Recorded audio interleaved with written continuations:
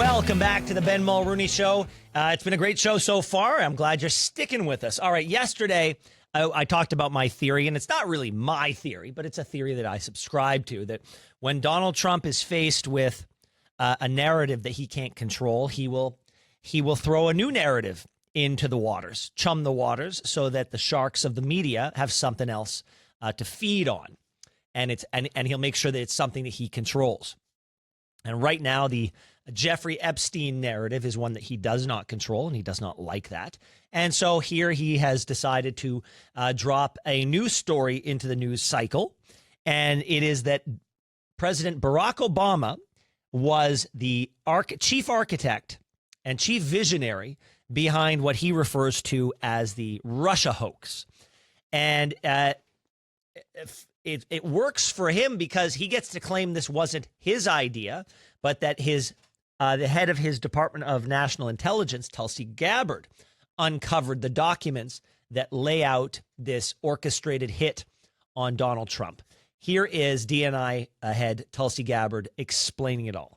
Any of this new information implicates former President Obama in criminal behavior? We have referred and will continue to refer all of these documents to the Department of Justice and the FBI to investigate the criminal implications of this. For even former President Obama? Correct. The evidence that we have found and that we have released directly point to President Obama leading the manufacturing of this intelligence assessment. There are multiple pieces of evidence and intelligence that confirm that fact. All right. So one of his teammates said that she's done the research and she's got this information. And an Obama spokesperson, Patrick Rodenbush, said, quote, "Out of respect for the office of the presidency, our office does not normally dignify the constant nonsense and misinformation flowing out of this White House with a response. But these claims are outrageous enough to merit one. These bizarre allegations are ridiculous and a weak attempt at distraction." And the sense that we're getting out of this administration is they're going to be pursuing this. They are going to be following this. They are going to the rubber is going to meet the road, so to speak. And I have no idea how something like this would go. Everything with Donald Trump is always uncharted waters. He is somebody who defies norms because I don't think he cares about norms. To understand what a norm is would be to learn about that thing. And he is a lot of things. He's effective on a lot of things, but he is probably the least intellectually curious president that I've ever seen. He knows what he knows in his gut. He does not really care about learning from other sources because to learn means somebody has to teach him. And he's the smartest guy in any room that he walks in, at least in his own mind. And so there's nothing out there for him to learn that he doesn't already know. Now, this new information confirmed what he believed he already knew. And so we're right back into his first term with the Russia hoax and the stealing of the election and the spying on his campaign and the fact that this is the worst thing that has ever been done in the history of the world. This has never even been done in Russia, for example. He said there's places in the world where they can't even believe this happened. The implication is places that have no respect for democracy and the rule of law are outraged by this. All right. Well, we'll see. Okay. This is so every time there's a serious Trump story, there's always something that makes me chuckle. And this is the Trump story that made me chuckle. I've never sat through a speech in person by Donald Trump. I have to believe that it would, I'm sure there's some sizzle and there's also some steak. And the sizzle is like, what tangent is he going to go down? Where's his brain going to take him? Well, here, I just want you to hear this expression. There's no context needed. Here's an expression that people have been telling him.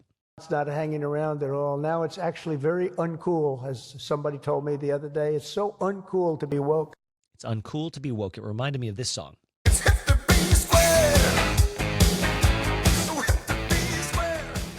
God love Huey Lewis, huh? I love Huey Lewis. Huey Lewis was a great musician. God love him.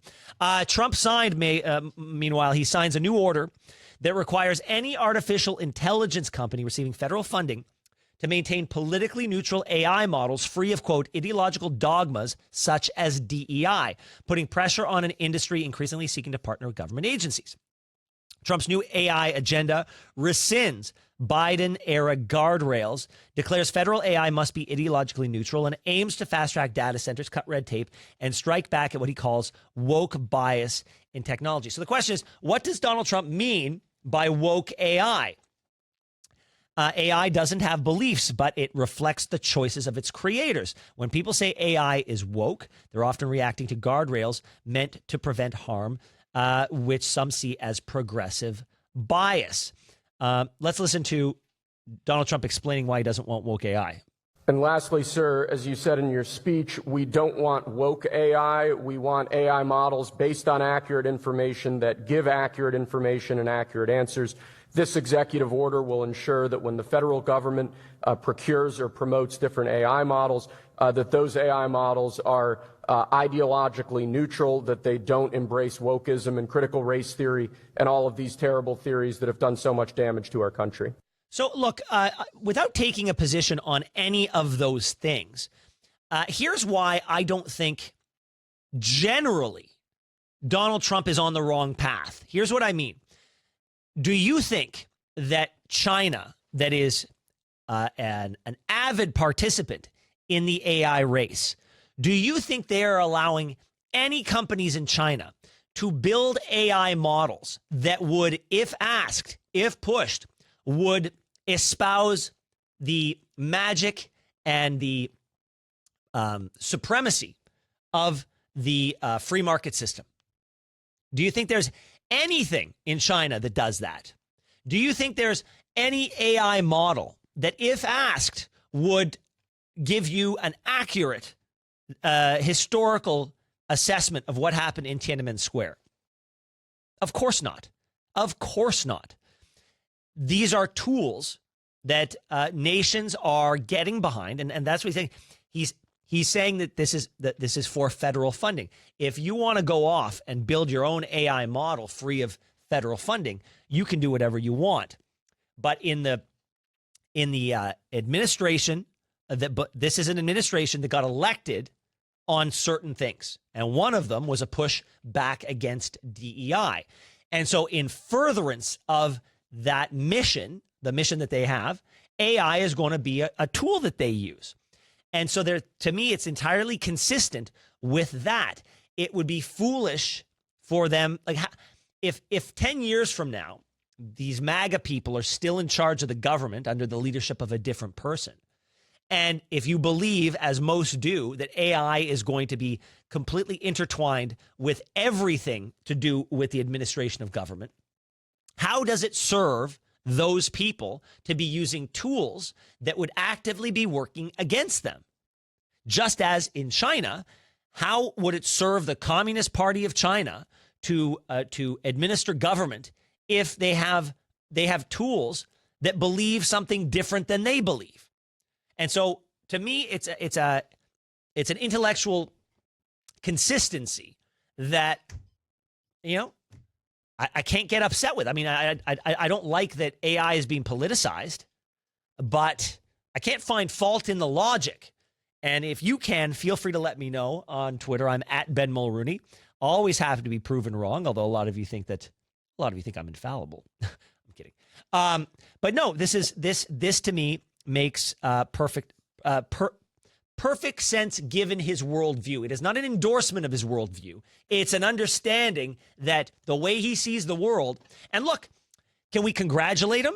Can we as Canadians feel a little bit jealous that the Americans are literally moving with lightning speed on the AI file? They are the leaders in AI, and they do not want to fall to second place. I don't even know that Canada is necessarily in the race right now. Thanks so much for watching the show. Now, if you enjoyed what you saw, hit that subscribe button so you never miss another episode of The Ben Mulroney Show.